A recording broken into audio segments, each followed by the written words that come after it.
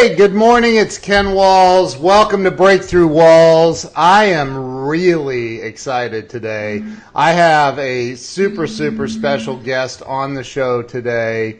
And I have there's a little something I'll tell you guys about this woman here in a minute, but it's actually pretty cool. But I want to welcome Chelsea Matthews to the show. Chelsea, welcome. Hello. Thank you so much for having me, Ken. Oh, I am so thrilled to have you on, and you know I love you and your husband, and you guys are amazing. So the little secret I want to let everybody in on is back in October of last year I published my book on October the 6th, and there was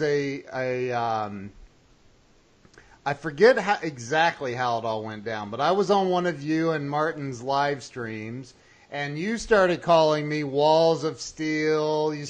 And a couple of other things, and and then at some point you said Walls of Wisdom or something like that, and so when I wrote my book, I couldn't figure out what to title it, and my wife and I were talking about it, and she's like, "Well, why don't you call it Walls of Wisdom?" And I'm like, have you been talking to Chelsea? And she's like, who's Chelsea? And I go, oh my God, that's confirmation. So I called my book Walls of Wisdom, Turning Pain into Profit. And it's because of you and my wife. So you guys Great minds think alike. Right? I know. So, so thank you for the title to my book. And listen, so as you know, I created this show to help people have a breakthrough in life. And I'm trying to pull up the video here on my phone at the same time. But so it's to help people have a breakthrough, and you know as well as I do, people get stuck in life and they don't know how to get unstuck. And that's what this is all about. Is I truly believe that we grow in life by hearing other people's stories of failure and growth, right? So, oh, yeah. Martin Matthews says in the comments, "Who's that hot chick?" Tell him she's taken. Yeah, sorry, dude, she's married. She's taken. So Chelsea, let's start with let's talk about. Tell everybody. You know, first introduce yourself, who you are, and where you were born and raised. Okay. Well, my name's Chelsea Matthews. Hello, everyone. Thanks for joining. And currently, my husband and I, well, my husband was on the show the other day. We wrote this book, Let's Fight About Money. We have a financial business, and I'm sure we'll get all into that, but where I'm originally from is Northern California, in like a tiny little town. I say I grew up in the forest because it's in between Sacramento and Tahoe, like in the foothills. Little tiny town called Grass Valley. There's two towns, actually. Grass Valley and Nevada City are right next to each other, and they're kind of like little hippie towns, and it's a beautiful area. My mom still lives there, and I love to go and visit for a couple days and then leave. Yeah. I've always been a city girl. Like, even growing up in a little town, I knew I wanted to be in the city. And so when I turned 18, I moved to the big city, Sacramento. And that was like the big city for me. And I was in school. A lot of people don't know this. I was actually an acting major. I was a theater arts major. And wow. I was doing theater there. And I was going to go to LA and do the film and television program there. I was going to go to Hollywood and be, you know, on the big screen. And I also, actually, the reason I moved to Sacramento is I started working for E-Trade Securities. That was like my first corporate America job. I took my Series 7. I was like the youngest person hired there at 18. And it was exciting for a little bit, but at 18, it wasn't really like my thing, sitting at a desk, being on the phone, staring at the computer. Right. And I actually left that and I started becoming a personal trainer. I was always into like fitness. And so as a personal trainer, I trained for like fitness competitions and I was really into it. But that's when I was also going to school for theater arts. So it's kind of like into a lot of different things, trying to like, find my way. So And, let me ask you this though. Okay. Hang on. So Okay. we're like moving quickly through your life story. Let's put the brakes on. Let's back up just a little bit because I want to know, what was childhood like for you? I mean, here's why I want to know. I think that there's always some kind of an influence or something that happens as a child or people in our lives that kind of shape us and form us as you already know. You talk about it, right? A lot, actually. So what was that influence in your childhood that pushed you into all of this stuff you got into?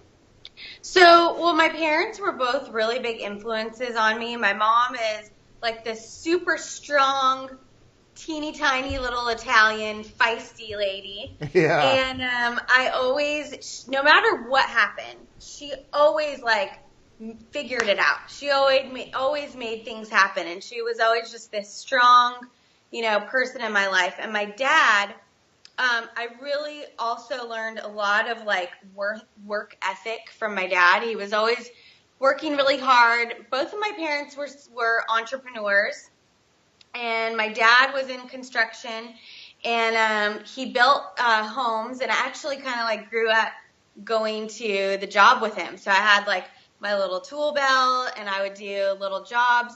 And actually, both of my parents, I would often go to work with them, and they would give me, these different jobs, and I loved taking on responsibility, actually. I always wanted, like, responsibility. I wanted to have a sense of, like, ownership in things. And actually, my mom, she produced concerts for the local radio station. So she would put on these shows, and she would have all these volunteers, and Wow. I would help at these events, and I would actually sometimes be in charge of the volunteers. So I was like this. So you're Yeah. like naturally a natural born event planner as well. Yes. Yeah, I loved You are it. so much like my wife. I swear, it's unbelievable. Wow. I gotta meet her. And I know you really gotta do. chat. You guys have so much in common. She was in theater in college, and Yeah. so she majored in language, but wow. So both of your parents were entrepreneurs. Hmm. Your dad was in construction, so you can swing a hammer. Oh yeah. Yep. So what kind of construction? Building homes? Yeah, so he built spec homes Okay. for a while, and then he moved to the Bay Area. My parents divorced when I was in third grade. Yeah, I was Okay. third grade going into fourth grade. And I always learned, they were like the most friendly divorce I've ever seen. Like, my aunt and uncle got divorced. They lived across the street, and it was horrible. They like fought all the time. They used my cousin against each other. But my mom and dad, they never really fought. They always made me a priority. They always stayed friends to this day that they're still friends. Wow. And so I really saw that even if things don't work out, like it doesn't have to be this horrible nightmare. Like you can put the kids first and you can work together and make it. I'm sorry, Yeah. your husband's over here making comments. He said she has a tool belt. Yes, I am the handyman in the house. I don't know what kind of inappropriate comments he's probably making. I can't. No, see any of he's them. not. He just said she has a tool belt. That just cracked me up. Yes, Oh. I'm the tool owner in the house. I love it. I love it. That's funny. Wow. So you went through the divorce thing Mm-hmm. as and third grade, you said, right? Yes. And it sounds like the most amicable divorce on the planet ever.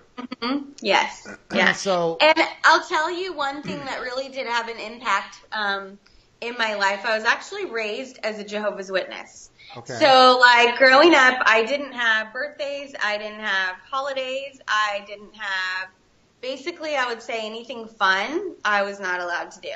Wow. And so that was until I was 15. And that really started putting a strain on my relationship with my parents because, well, my mom was Jehovah's Witness, my dad wasn't. Okay. And so that really, because it was so strict, and my mom could see, she was going to make me, like, go to church and be Jehovah's Witness until I was 18. And it really was like, it wasn't something that that was my own. And so it really started causing, friction between us. So when I was about 15, I think she stopped making me go. And at that point, after having so much, like, strictness Yeah. of, like, you can and can't do this, that when I started getting to make choices for my own, I kind of, like, didn't know where to draw the line. And I went a little, off the deep end. I went to see, like, everything that I could get away with. Yeah. And that's when I really kind of started getting in trouble as a kid. Oh, so you got in trouble. Okay. Now it's getting juicy. All right. So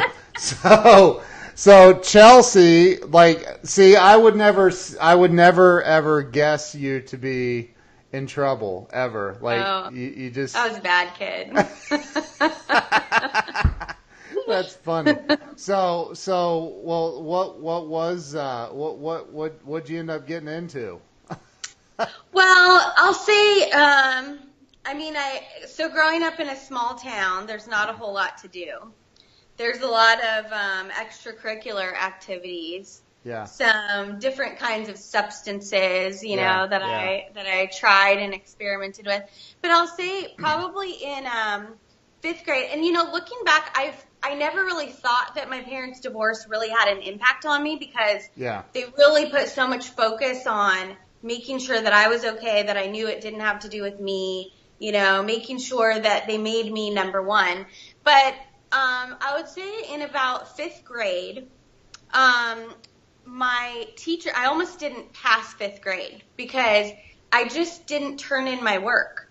And I was such a perfectionist that if I felt like it wasn't good enough or the best, or I just didn't feel like doing it, I just wouldn't do it. And so I didn't have enough work turned in to actually move on to the next grade. But the teachers told my parents that, well, she's so social that if we don't move her along with her friends, that could be more detrimental.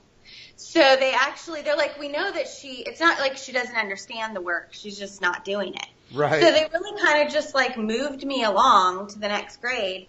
And at that point, I think that was really a defining moment for me because at that moment I realized I don't have to really do the work. And I could just get away with it. And that's kind of how I did the rest of my school is I actually would spend more time figuring out ways to get out of doing the work or finding somebody to do it for me that I didn't actually do it myself. And so I think that really led to a lot of confidence issues. Yeah. Because what I've learned now is confidence comes from competence, like knowing that you know something. Right. And so if I wasn't going through the actual exercise of learning something, then I didn't have the confidence that I knew how to do it. And I think at that point I started putting my confidence in myself and in other people and what they thought about me. And so for a long time, I think that I started searching for my validation through other people. Right. Wow. So was that, what is that? Was that laziness or you just, or was it just, I just don't care? I think maybe a little bit of both. And I think probably maybe if I had a challenge with something and I didn't necessarily, maybe I wasn't sure how to get through it. And so instead of developing the muscle of pushing through, I just would give up. Yeah. And I get and that. I've seen some of that. We've worked through a lot of that with William. I've seen a lot of the same things in school, challenges with him. And I think it really has to do with the school system and the way that kids are taught, because they're not really taught how to learn. They're just taught how to memorize things and how to pass tests. Right. So it's not actually building an understanding. And so if there's a combination of like a lack of interest in what you're learning, right, and a lack of understanding in how to actually learn it, right, then I think it's very common for kids to just lose interest in school. I agree with you, 1,000%. In fact, I was the same exact way. And you know, we've talked about this. I think the education system is really whacked out in this country. So, and it's got to be fixed because it's not going to get better. So, and that's why people like us, we can make a difference. And totally. So you ended up, you did graduate from high school, right? Yes, I did. Okay. Well, you know what's funny? So I was watching when you were interviewing Martin on Monday, and you were talking about right before you graduated, and they said, "Oh, you have these credits in like biology or something." Yeah, biology. Yeah. So I had, it was about 2 weeks before graduation, and I had actually talked my parents into letting me transfer into this school that was kind of like an alternative, like independent study. It was at school, but it was kind of like home study, so you kind of like guide yourself. Yeah. And about 2 weeks before I was graduating, the teacher told me I had like 10 credits or something in like math and history or something that I needed before I graduated. That was 2 weeks. 10 credits is a lot. Yeah. And so I literally took paper and I wrote down just random numbers and some random words, and I turned it in and I graduated. I'm telling you, there after 5th grade, there was like this pattern that I would have people just kind of pushed me along, and I just got away with not doing a lot of the work. And so it really caused a lot of, you know, I had to really like learn that later on in life. Right. To actually, if I really want to move forward, if I really want to reach my goals, I'm going to have to actually learn this stuff. Right. Right. So it seemed like it was cool going through school, right, and made things easier, but it really ended up making things harder down the road. Well, and again, you know, as I talked about with Martin, and I've talked about with many people, you know, and I'm not bragging, but I've taken the IQ test a couple of times, and you know, I don't know how much I even believe in those things, but I've taken them and tested out at genius level, and don't so, be modest. I know, okay. I know. You were just so telling Martin that. What's that? You were just telling Martin. I know. I admit you're smart. So, but I didn't graduate high school, and I'm like, because of a stupid biology credit, and I had taken analytic geometry, calculus, trig, all of that stuff, and aced it, all of it. I was like a math like whiz, and so, you know, but what I learned later in life is, you know, that piece of paper, although I don't encourage anybody to drop out of school, that piece of paper is not going to determine success for you in life. What is going to, I think you're going to agree, is your self-education, what you're doing to learn today, what you've done over the. I'll be 50 on Tuesday. I'm going to be 50 years old on Tuesday. No way. Can you believe that crap? No. I don't Anyway, so like, you know, but I think about like the thousands of books that I've read, and I'm talking a lot of books, and it's all because at 20 years old I realized I didn't know shit. I didn't know anything. And I had a lot to learn, and so, you know, I mean, and it sounds like you're exactly the same way. Totally. And you know what I've told William? Your husband is. What's that? He What should. is He saying shouldn't even be. now? I'm kidding. He said lots of geniuses drop out. We too smart to fall in the trap. It's true. It's true. And William, he's asked multiple times, like, do I really need to finish school? Like, can I just quit school and like do my business and have a life and like do the things that are important? And I told him, if it wasn't illegal, I might consider it.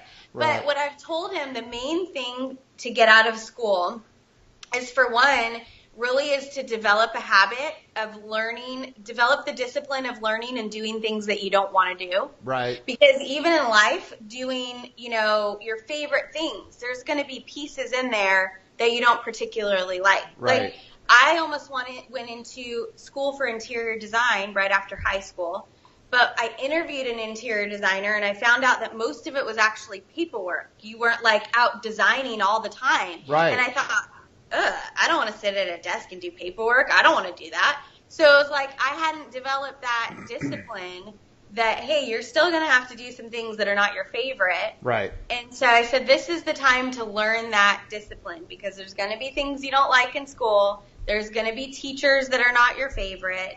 And it's really a chance to learn how to work with people that you may not get along with. Right. And learn how to do the things that you don't necessarily want to do, but develop that discipline. And that's what I think is probably the most beneficial these days in school. It's true. I mean, I can't, I think about, like, I like history now. I like kind of, but like, is it real? Is it applicable for life? Right. Maybe the one thing that it may be applicable for is being able to have a conversation with other people, right?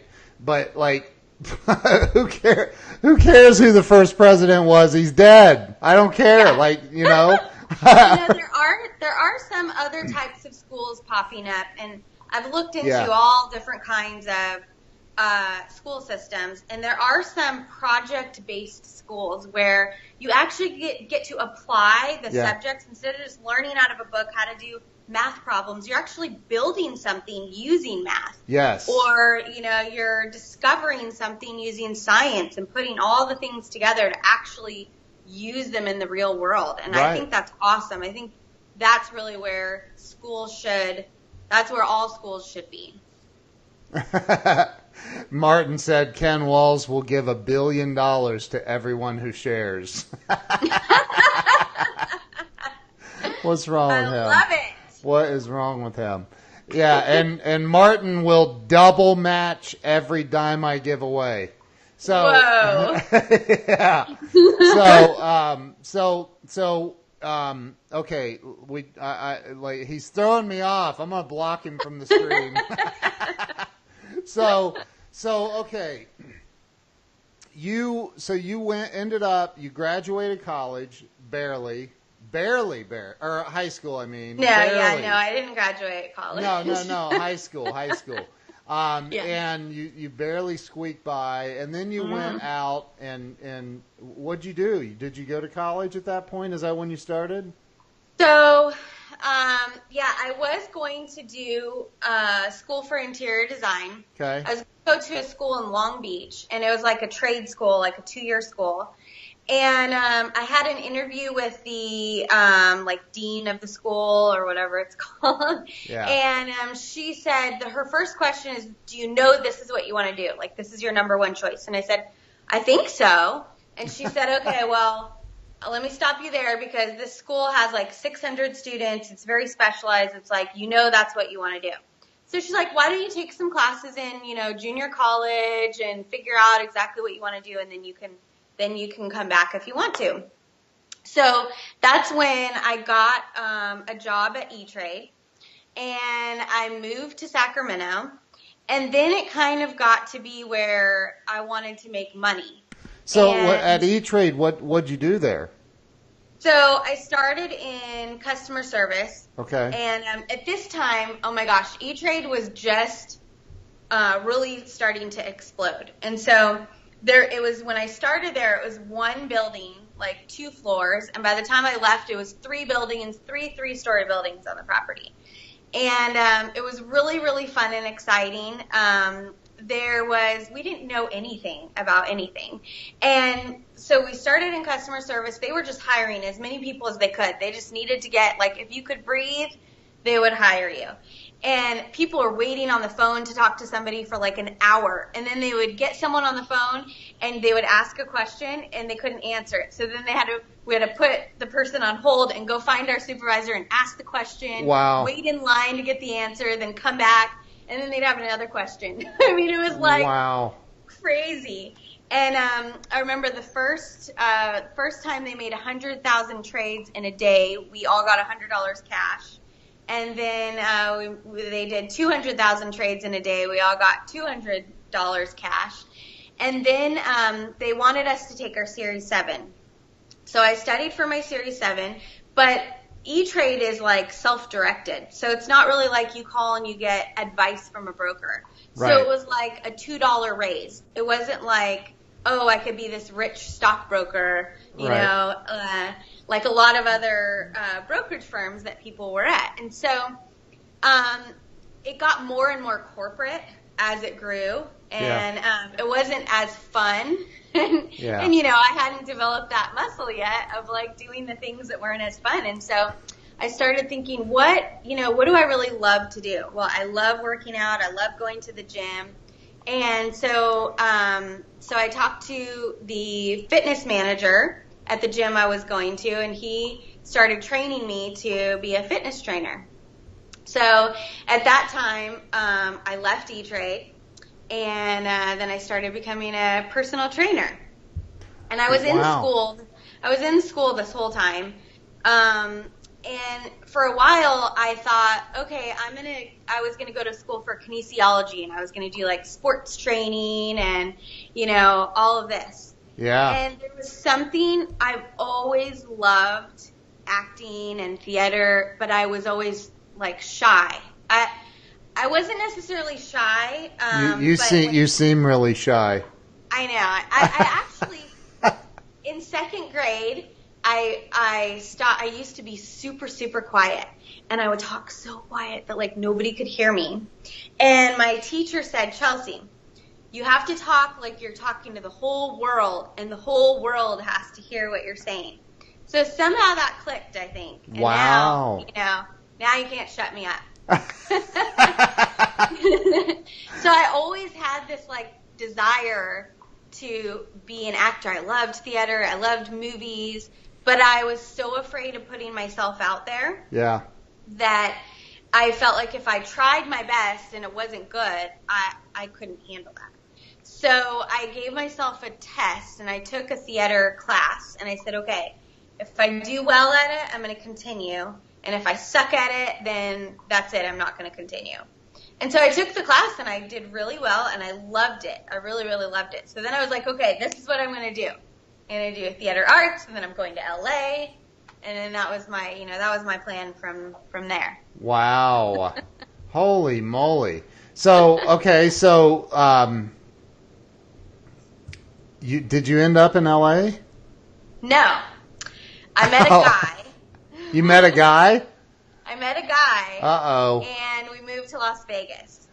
Oh. Ew. I've lived there. Yes. I moved back and forth from California and Las Vegas like 3 times. Oh my gosh. Wow. Yeah, so I met this guy, and I told him this is my plan. I'm going to go to LA, and I'm going to go to Hollywood. And he was going to Las Vegas. He was doing mortgage loans, subprime lending. This was like in 2003. Oh, yeah. Subprime lending. He was a predator. Yes, he wanted to go to Vegas and get into real estate and all of this stuff. So he's like, come with me. I totally support your dreams. Oh, we'll get a place in Vegas. We'll get a place in LA, and you can do your school. So, it sounded like a really great idea. So I go to Las Vegas, and I ended up getting into real estate. And it ended up being a very unhealthy relationship. Yeah. I was going to say, it sounded like this was off to a good start. Yeah, after dating about 3 months, we moved to Las Vegas. Wow. And somehow I thought for sure my parents were going to think this was like a crazy, horrible idea. I don't know if they thought if they like opposed it that I would just, run off and shut them out or something. So maybe they were, but somehow they didn't seem to think that it was a horrible idea. Wow. But, so I ended up going to Las Vegas. I got into real estate. And we were buying and selling real estate. And I was there about a year and a half. And then something happened that totally changed the rest of my life. And the things that I wouldn't do for myself, like getting out of an unhealthy relationship, all changed in an instant when I found out I was having William. Wow. So that was in 2004. And you were in Vegas. Mm-hmm. Okay. Yeah, and so I ended up actually moving back to California to be closer to my family. Okay. To Sacramento?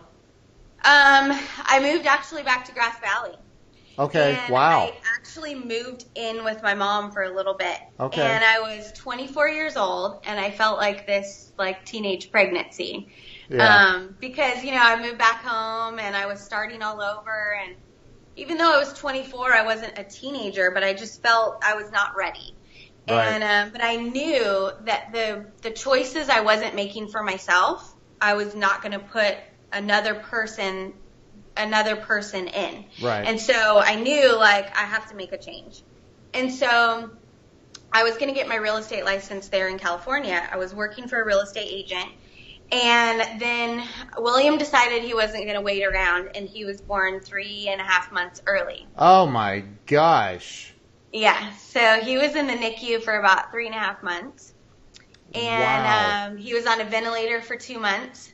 And I didn't get a hold of him for a month and 3 days. What?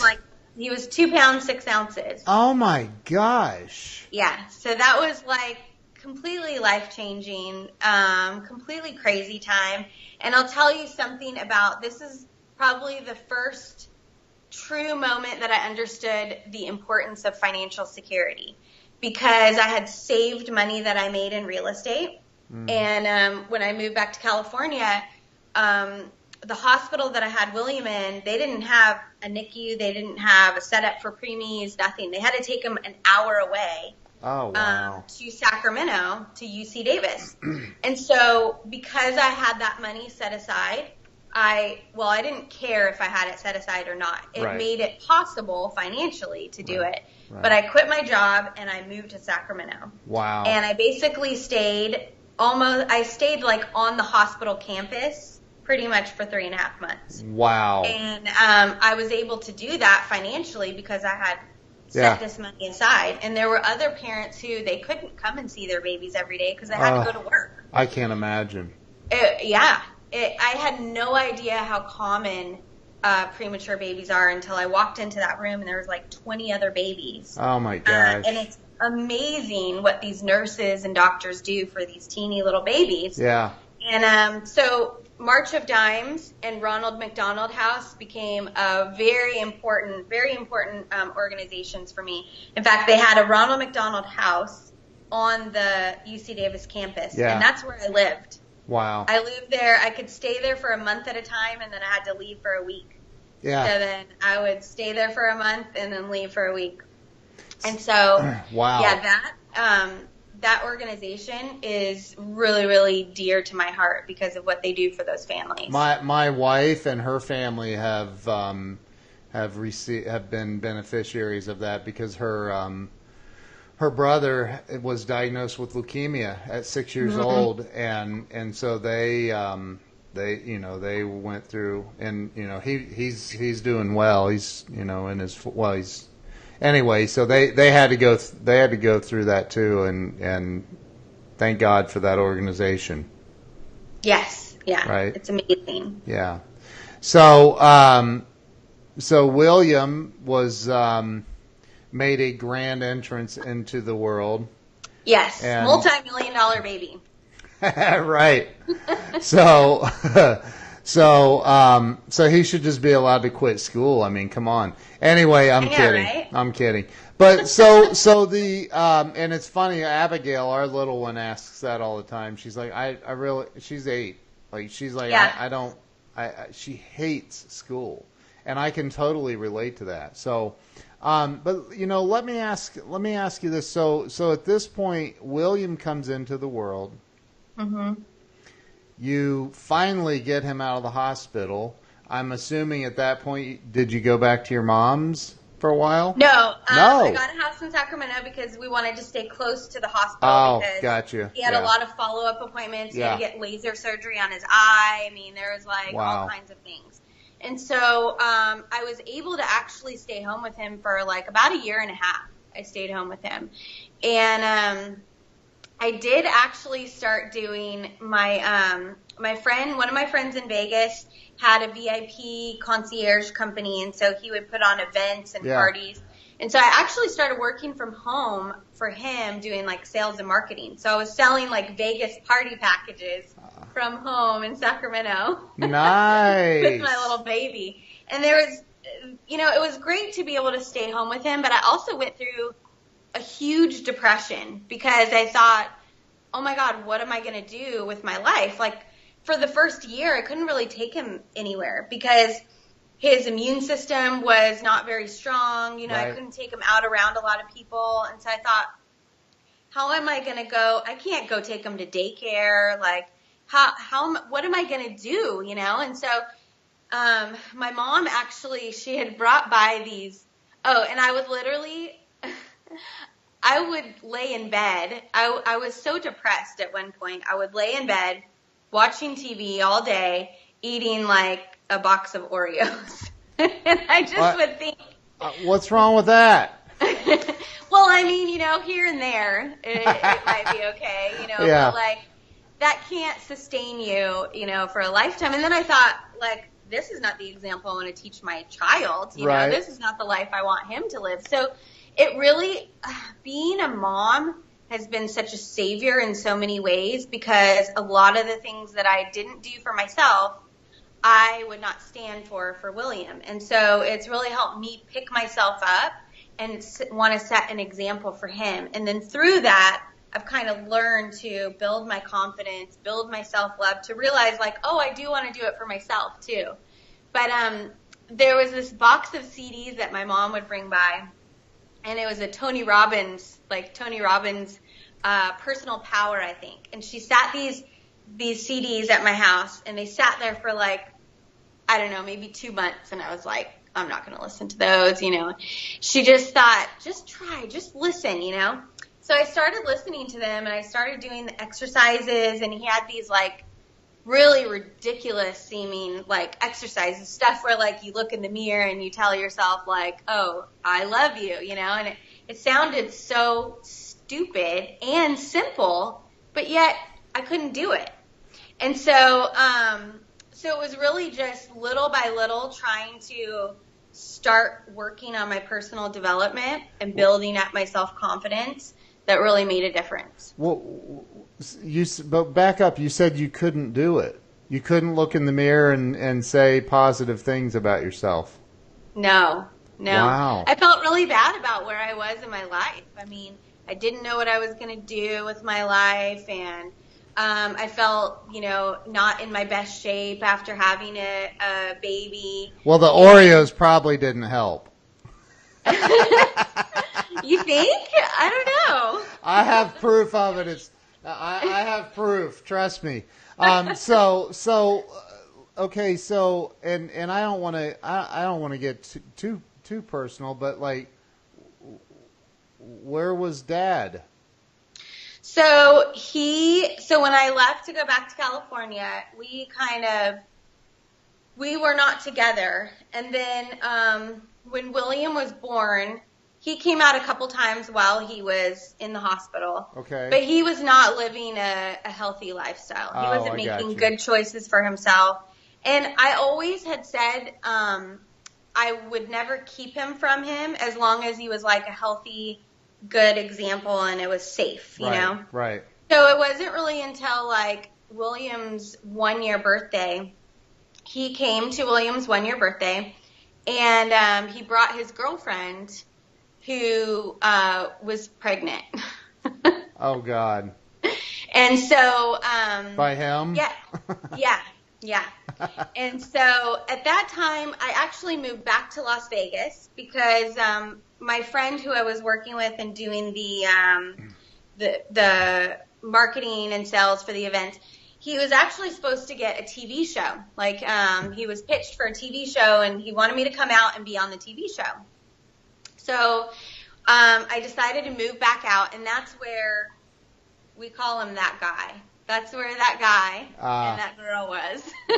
Yeah. And so they were out there, and so William and I came out there, and we filmed a pilot for the show, and we were supposed to have this, big TV show, and it was going to be great, but it never got picked up. It never really, nothing really happened with it. Gotcha. And so then I kind of just found myself over and over having a plan and making some progress, and then something would happen and I would get sidetracked. Yeah. And what I learned is the problem was I kept starting over. So instead of like readjusting or getting a new goal or just pushing through, I would like give up because I hadn't developed that muscle of pushing through and doing the work. Right. And so over and over and over, I found myself starting over. I would move back to California, and then I would move back to Las Vegas, and I was always not willing to continue doing the work. And it was until I went to a personal development course, and I had like a little mini a pre-midlife crisis, I'll say, where it was about, so I read this book called The Passion Test, okay, and it's all about discovering your passions, and they had a seminar, and I went to the seminar, and they had you rate yourself in all these areas of your life of how passionate you are about each area of your life. Mm-hmm. And I was like a 0 in everything. I think I had like maybe a 1. Wow. In one area. And I thought, oh my God, like, what am I doing with my life? Like I always thought you're going to like figure that thing out, or you're going to, something's going to happen, and then your life's going to be, it's going to be set. It's going to be all figured out. Yeah. And I'm like, why am I this age and my life is not figured out yet? Like, what is wrong? And it was like a light bulb that hit me that I realized, oh, there's no one pill or one course or one job. It's like an ongoing thing. It's a journey, and you have to continue growing and continue learning, and it's not like you just get discouraged when something doesn't work and you give up. You have to keep going. Wow. And so I realized, oh, I can't keep starting over. I can't keep just giving up when something doesn't work. I have to keep pushing through. And that was really a wake-up call for me. And really it's really when I realized why I kept repeating this cycle over and over and over. So and I mean that's a powerful awakening to have. And you said you were a 1 in one area or something, but what was the scale up to? Like it was 1 to 10, but I rated myself like 0. And you were all zeros. Wow. Yeah. It was pretty sad. So there was nowhere to go but up for you. Yeah. I wasn't even on the scale. Oh my God, that's funny. So you decided, okay, I got to get my crap together here and get a life. I can't even believe we're at 50 minutes already. That's insane. So at some point, did you end up in San Diego? Yes. So really about that time when I was like, okay, I got to get a plan and I got to stick with it. And if something takes me off track, then I got to like adjust and get back on track. Right. And this was about the time that William was starting school, and I was starting to see a lot of the same issues that I had when I was in school. And I thought, okay, this is not what I want for William. And I want him to learn to be successful and to have a passionate life and to know how to make money. And if I want him to learn that stuff, I know he's not going to learn it in school, so I got to figure it out so I can teach it to him. And I felt like, I was struggling between finding financial success and family success. I was either like spending a lot of time with William and broke, Right. or I was making a lot of money and not spending time with William. And so for one, I wanted to have both. I didn't want to have to choose. And I wanted to set a good example so I could teach William how to do that too. So I started reading more books and taking more seminars and doing more personal development. There was a book that really totally changed my view of money, and it's called Secrets of the Millionaire Mind. T. Harv Eker. Yes. Love so that book. Totally changed my mind, my relationship with money. Yep. I went to one of his seminars, Millionaire Mind Intensive. Yep. And I met a group of financial advisors there. And I learned about how they're helping people, teaching people about money, how to make money, how money really works. They're making money. And I was like, oh, this is what I need. And so they were living in San Diego, and they said, why don't you come out and work with us? Come to San Diego. I always wanted to live in San Diego. Wow. And so I decided to make the move. And I studied for some of my licenses. I got my life insurance license while I was still in Vegas. And so that way I would move there and be licensed. Then I started working on my securities licenses when I got there. And so I moved during summertime in between, when William got out of school. I went to San Diego and I started working with this group of people. And this other guy was also working with this group of people, and his name was Martin Matthews. Really? That's how we met, yeah. Nice. So you guys met in San Diego. Yes. And Yeah. so that's exactly how you ended up in Atlanta. Cool. Yes. Yep. I'm just kidding. How in God's God. name do you go for? I've never been to San Diego. My wife's been there with her It's ex-boyfriend. Anyway, so we're never going to San Diego either. That guy. No. So you guys met in San Diego. And there's this T. Harv Eker thing that kind of revolves around it. It's one of my favorite books ever. I've recommended it to I don't know how many people. It's an amazing book. Your financial blueprint is really screwed up, people. So, yeah. And what we started doing in our financial business, we started combining the personal development with the financial development, because it's not just about like what are the best products and services or investments for your money. If you don't have the right mindset or the right beliefs or habits about money, like it'll do you no good because you'll just keep doing the same thing. So we really started infusing that in with our financial business to be able to help people not only, build more wealth and protect it and plan for their future, but how to change their mind so that they actually stick to it and they actually can reach the goals that they want to. Wow. You guys are amazing. So, how did you, so you ended up in Atlanta, Georgia, which is the exact opposite side of the United States. Yes. Like it might even be on the same exact, what's that called? Parallel. Like what? It is. Yeah. Is it? It's pretty close. I've looked on the map, and it's like almost a straight line. Yeah. I'm sure if you angle it right, it probably is. But Yeah. so, how did that happen? How did you end up in Atlanta? So we were in San Diego, and there was a mentor of ours who has built a very successful business out here in Atlanta. And, the closer you can get to success, the closer you can get it to yourself. And so instead of just, listening to webinars and, coming here for trainings, we wanted to be like right here as close as we could get to learning how to build our business the way that he has. And so we came out here so we could be closer and we could learn more and we could expand our business as well. California is a big state.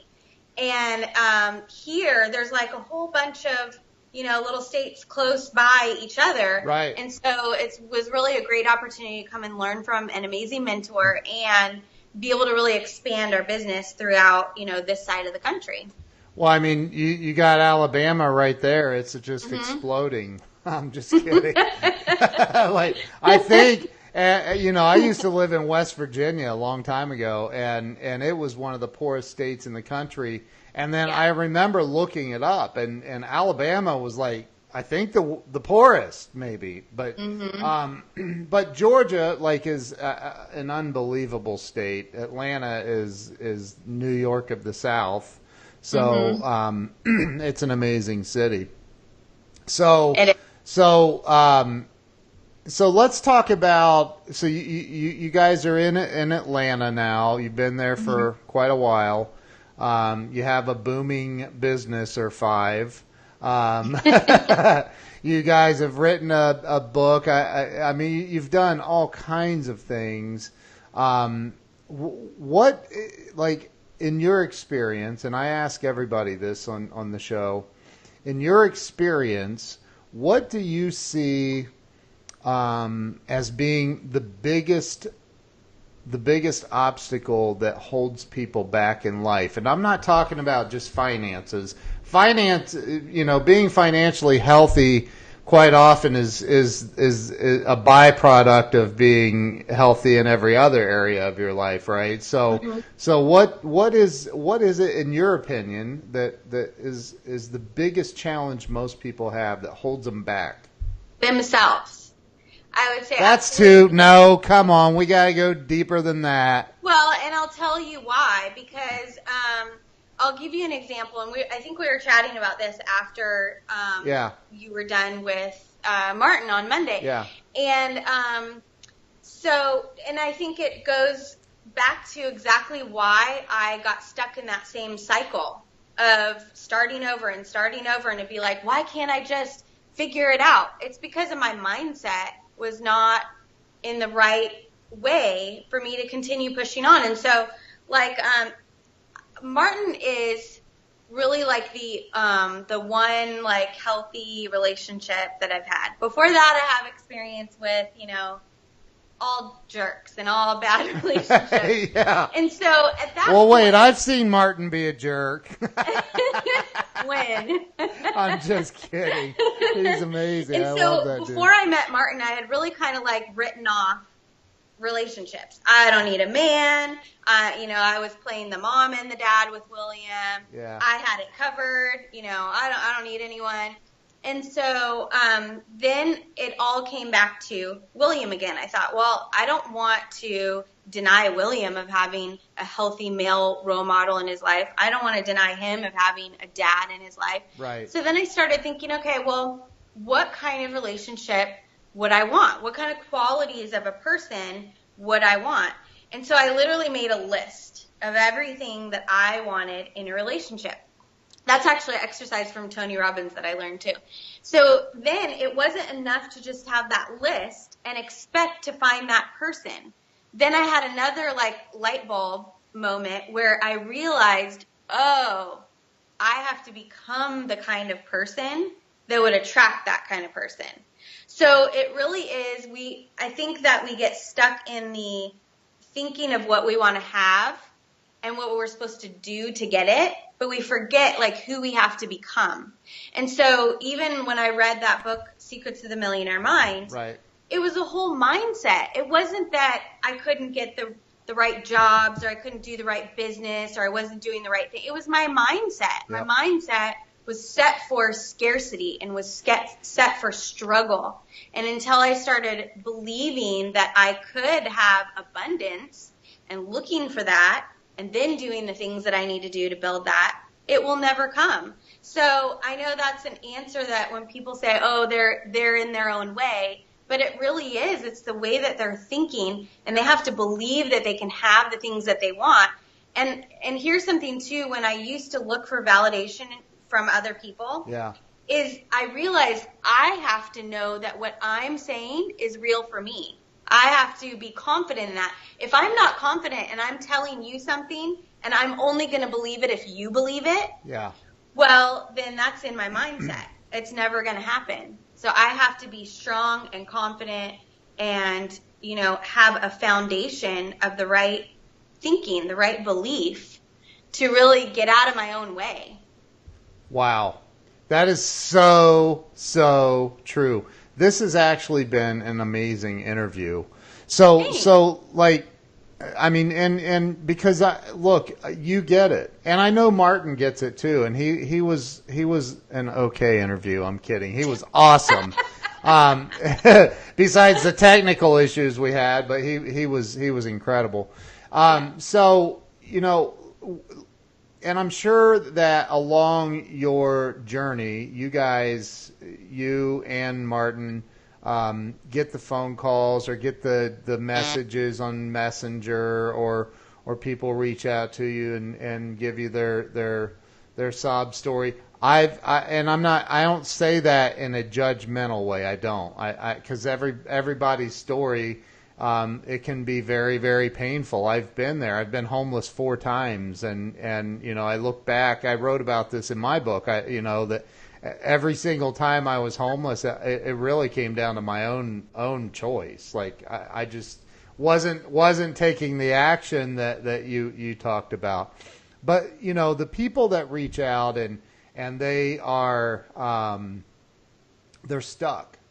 They're getting their utilities shut off. They're getting evicted. They're getting repoed. They're getting they can't feed their family. They don't know what to do. They're stuck. They're paralyzed by that fear, and I know that you know about what I'm talking about.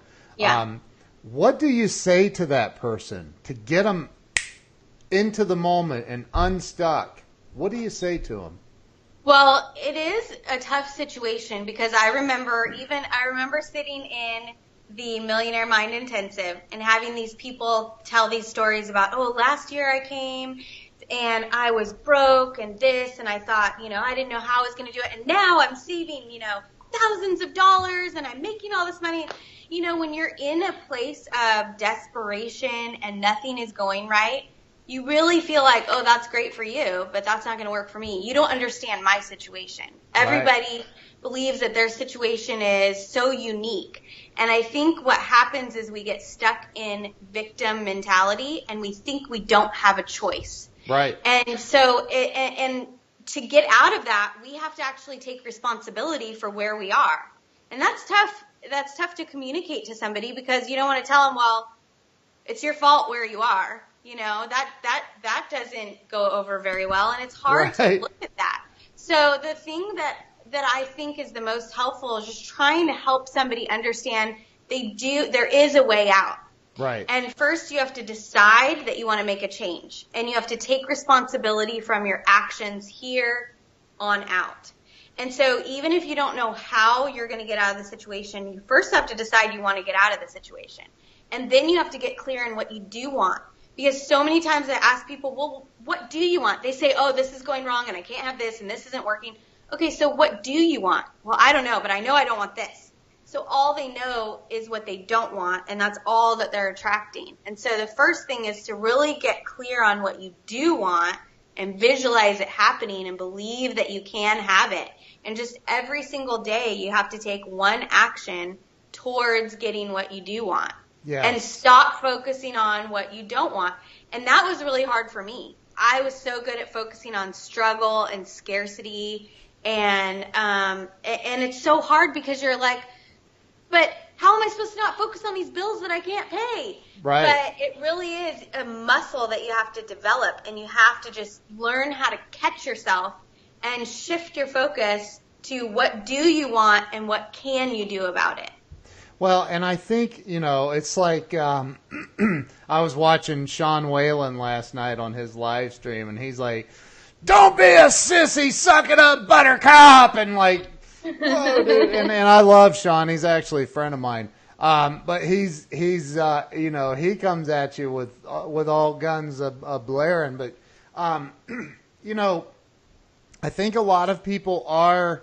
And you're making me want to go reread that book now because it's been I don't even know how long, 15 years ago that I read it, and actually started following, T. Harv Eker, and he's an amazing dude. I'm connected with him on LinkedIn, but so Grant Cardone talks about the and I've seen this not just with people that I'm trying to sell a service or a product to, but I've seen it with myself going to purchase a product or something, or dreaming of that Ferrari or Lamborghini or that whatever, and saying literally out loud, "Oh, we can't afford it."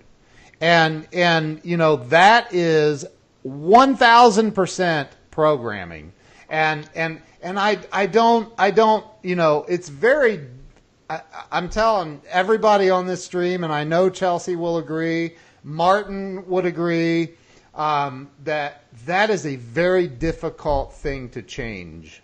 To be down to, $100 to your name or something, and look at a Lamborghini and think that's going to be mine. Like, no, man, you can't pay your electric bill. You're not getting a Lamborghini is the other voice, right? Yeah. So I'll tell you how I started changing that language for me. And I want to hear it.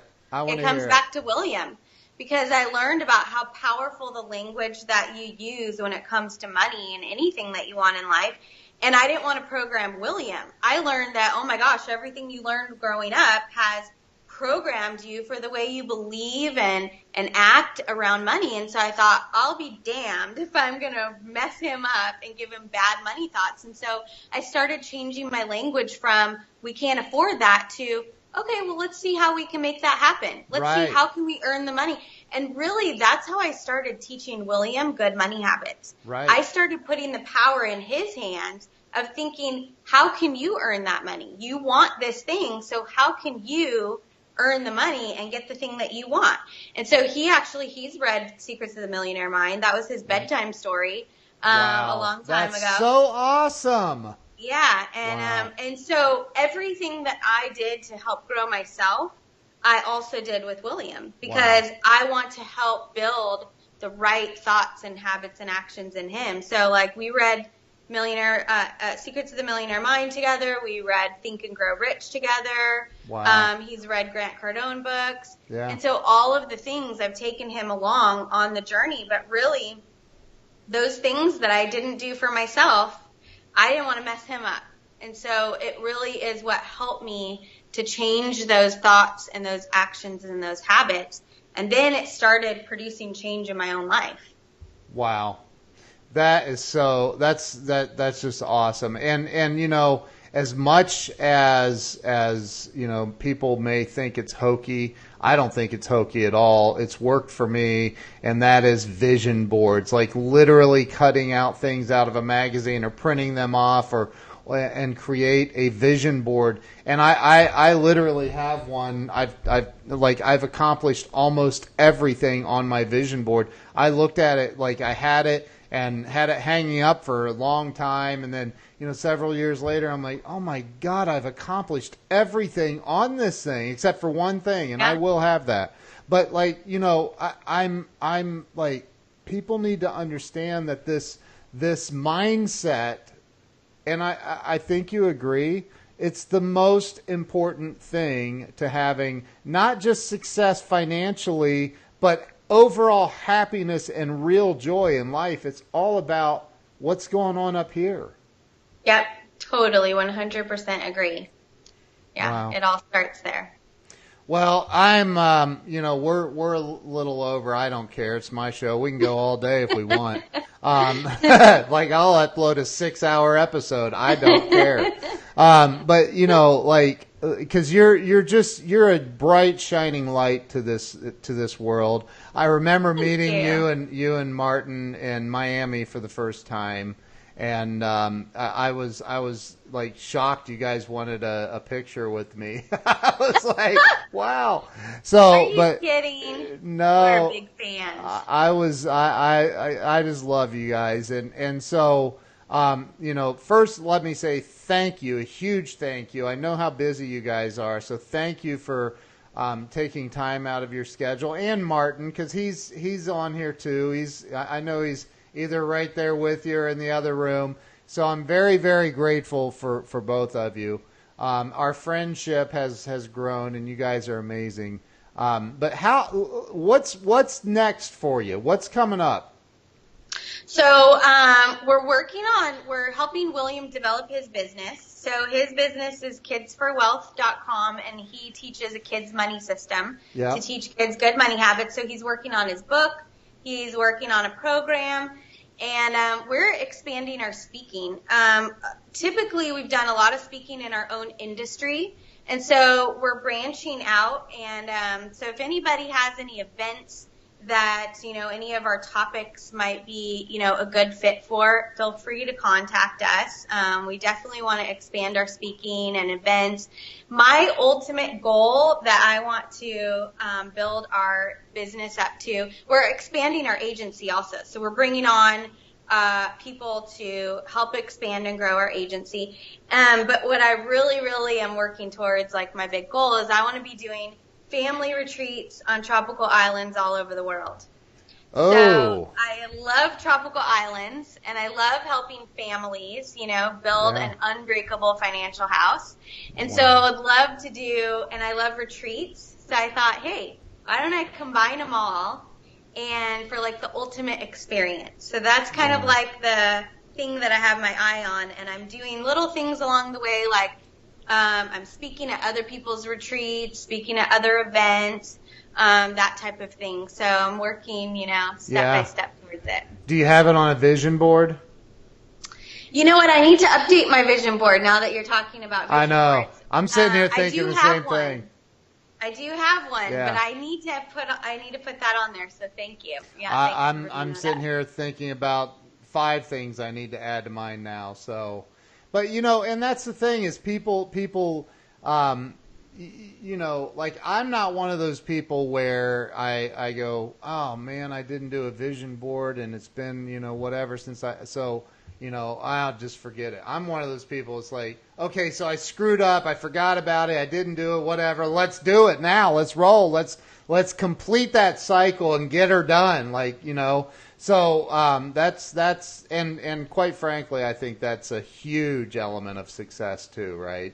So, totally. Yeah. That is huge, because being able to forgive ourselves and not holding on to, oh my gosh, I screwed up and now it's just ruined. Yeah. Is just hey, I think the thing is that so many people don't want to admit that they made a mistake or that they screwed up. Yep. And the faster that we can admit that we screwed up and move on, the more it's not an issue. And screwed up, move on. It gives you so much personal power.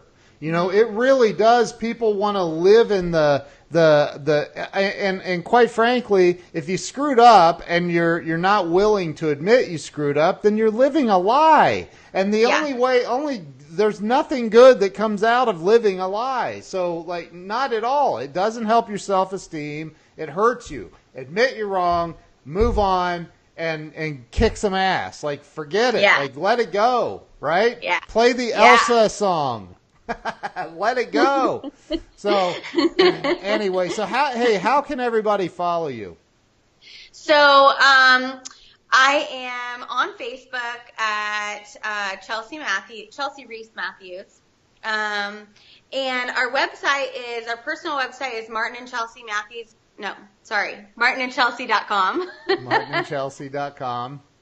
And that website kind of funnels to everything else. So that's probably the best way to kind of keep up to date and see what we're up to. I have it up on the screen. For some reason, it's in my history, so I was able to just click a button and pop it up on the screen. So martinandchelsea.com. Yes. And so, I'm going to go ahead and we're going to end this thing, but I got to say, from the bottom of my heart, thank you so much. I really genuinely appreciate you coming on. Thank you so much. And I appreciate you having me on. And I think that it's amazing what you're doing. I love the stories that you're, having people share. And I think it's so important, because a lot of times people talk about the success and where they're at, but they don't always talk about the difficult things and the challenges that actually got them there. So Right. I think that's really amazing. And we have always connected with you because you're just such a genuine person and you really show that you care for other people. And I really appreciate that. Well, thank you for that. I do. And I think you guys are the exact same way. So like attracts like. Yes. So, well, listen, Chelsea, thank you so much. And I want to say a special thank you to everyone on the stream who shared this out. There's some dude named Martin that is like, he must be obsessed with you. Like a stalker. I know. What?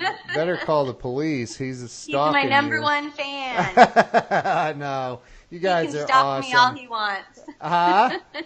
He can stalk me all he wants. I love it. That's awesome. So listen, thank you so much. Thank you to everybody who shared this out. Thank you for the love, the hearts, the likes. There's a lot of laughing cry faces on here too. That's awesome. That means we made people laugh. So Chelsea, thank you so much for being on and sharing all your wisdom. Thank you, Ken. All right. We'll see you guys tomorrow. Have a great day. Bye.